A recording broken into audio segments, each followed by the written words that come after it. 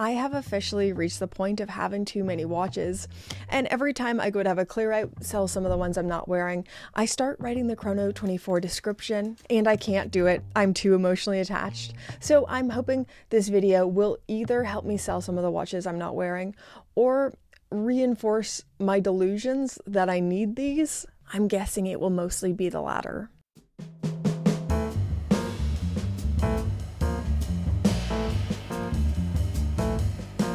So here's all the watches I'm not wearing enough. And let's start with the Cartier Santos-Dumont. And I think this one's because it's the summer, it's hot, so I'm looking for more stainless steel bracelets and not leather straps. But even with that said, this last autumn winter that just passed, I don't know if I wore this watch at all. I used to wear this a lot when I worked an office job, so I would dress up, go out for after work drinks. It made a lot more sense for my lifestyle. But now I have a young son. I'm always trying to squeeze in workouts wherever I can, so it makes a lot more sense for me to wear something like my Omega Seamaster Diver 300 or something like this, my Tag Heuer Formula 1. I love this Formula 1. I love quartz. You just set and forget. Actually, the Santos-Dumont is quartz as well. But yeah, even though I'm not wearing it enough, I won't ever sell my Santos-Dumont. It was a 30th birthday gift from my husband. It's sentimental. I still love the style. And I think as my son gets older and I maybe start having a life again, it's one I'll turn to and wear more. At least that's what the delusion in my head says.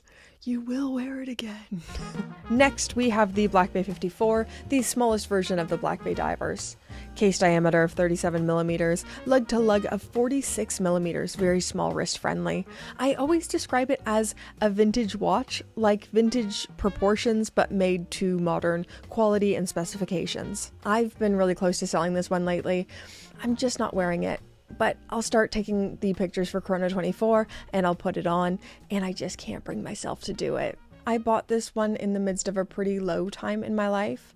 Back in 2023, I was hit by a car when I was riding my bicycle, and it left me with some serious injuries. So I broke my jaw, broke my hip, I couldn't walk, I couldn't talk.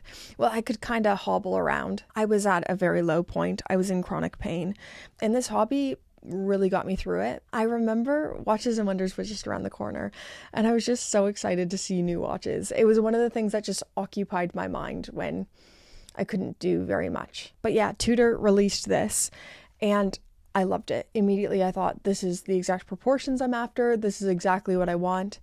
And I had a doctor's appointment, which was a very regular thing at that time.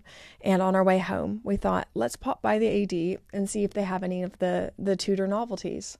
They had this in, I tried it on, and just immediately I knew I needed it. This felt like a watch that was tailor-made for me.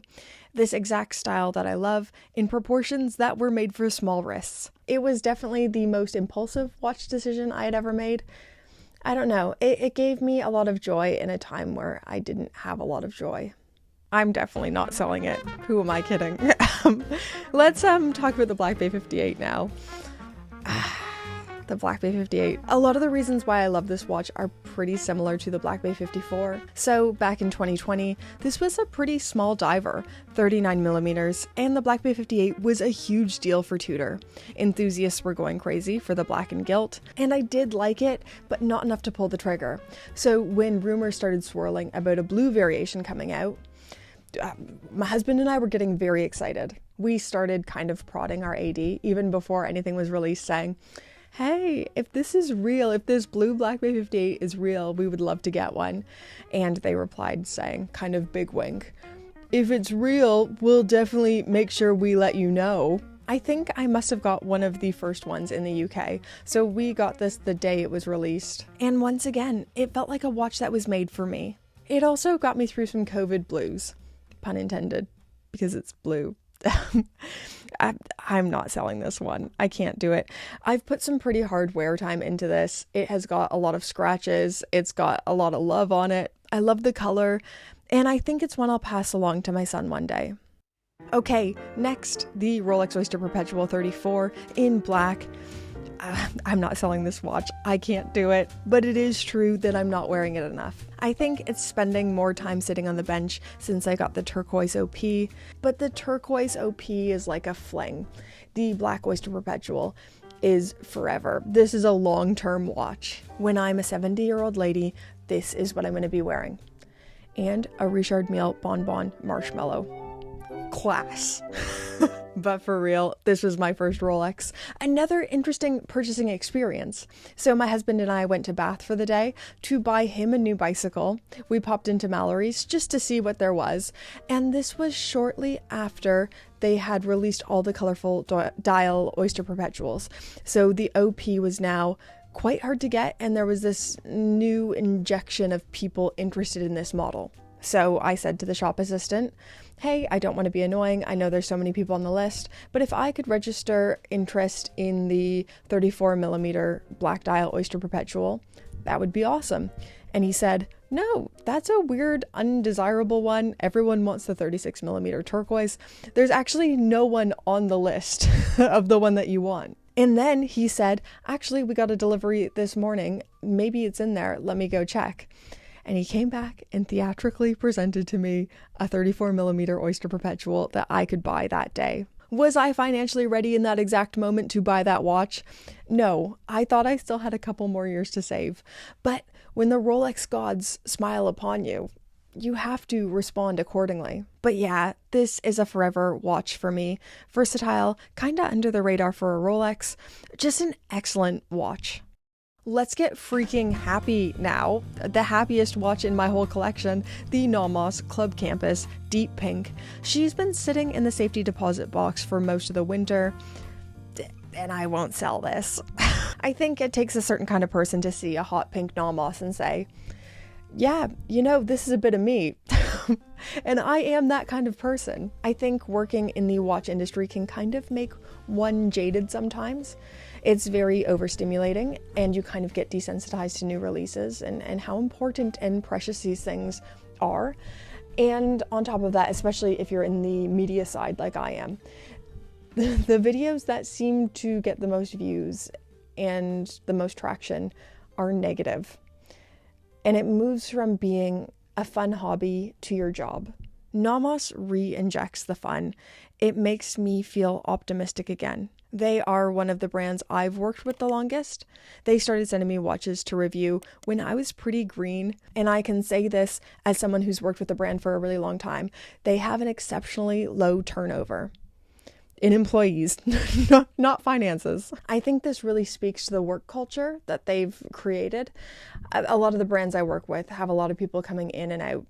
It's great for getting my email around to more brands, but I think that says a lot. At the last NOMOS forum, I was talking to one of the PR girls, and she was telling me about the Christmas presents they get internally from NOMOS and the higher ups at the company. And it's always these little artisanal Italian goods. And a few years ago, she had left NOMOS. She was working there and then left. And even still, Roland, one of the founders, still made sure she got her Christmas presents, so she knew that she was still a part of the NOMOS family and they were thinking of her. She eventually went back to work for NOMOS. These are the little stories that not everyone knows, but those who are close to the brand, those who really know the brand intimately and well, will know these cute little details. And it's one of the things that makes them so special. Okay, next, the Seiko 5 GMT, and it brings me no joy that this one is on here. I think this is one that my brain loves more than my heart, if that makes sense. So this was my first Seiko, and I think this is the most informed purchase I ever made. My friend Luke let me borrow his. I made a video about it, and I'd been thinking about it ever since and weighing out for years if I pull the trigger and buy one myself. I believe this is the best value mechanical GMT or mechanical dual time that money can buy. It's a fantastic watch, but for one reason or another, I just don't find myself choosing it. And there's no logical reason I can find for this either. It looks great on wrist. I feel really comfortable wearing it. I aesthetically like it. I just find myself choosing other watches over it. And that's all it is. This is another one I think I'm going to save for my son to have one day. If he wants it, it's his. Or even one of my nephews. This is a test. Nephews, do you watch my videos? Whichever nephew texts me first can have this. No one's going to text me. So that's the watches I haven't been wearing.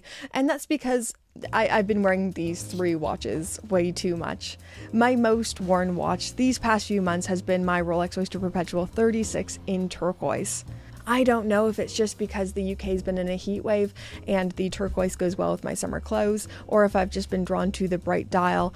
I don't know what it's been. This has been my most chosen watch. Next, my Omega Seamaster mid-size little neo-vintage watch I bought last summer because I saw Kimmy Antonelli's dad wearing a neo-vintage Seamaster, and it really inspired me. It looked so cool. Kimmy Antonelli's dad, the original influencer. IWC should get the parents of the drivers also in their watches to prevent this from happening. Honestly, it's a great watch. The ergonomics are just right. People don't talk about ergonomics enough, and this is one of the most important details. It fits my wrist perfectly, slim in all the right ways. If Omega could slim down their current catalog just a wee bit, I think it would move the needle for a meaningful amount of people. And final watch, my FP Journe Elegant. I don't want to be one of those people who loves this watch so much. This is massively overvalued on the secondary market right now. The prices are insane. Please don't pay the secondary prices for this watch. But I have been wearing this a lot. Objectively, as an item, it's so good. It's really unique. Like, the dial is flat and it almost feels like a Kindle. Then against the dark Tidalite and the rubber strap, it's very easy to choose. Quartz movement, so set and forget, and then when you pick it up again, you can see it do the cool party trick. This video has only solidified that I have a problem and I'm not going to sell anything. I have way too much though. Things do need to go. Things need to move on, but I can't bring myself to do it. Help me feel better in the comments. Do you guys have any watches that you can't bring yourself to sell, but you're just not wearing enough?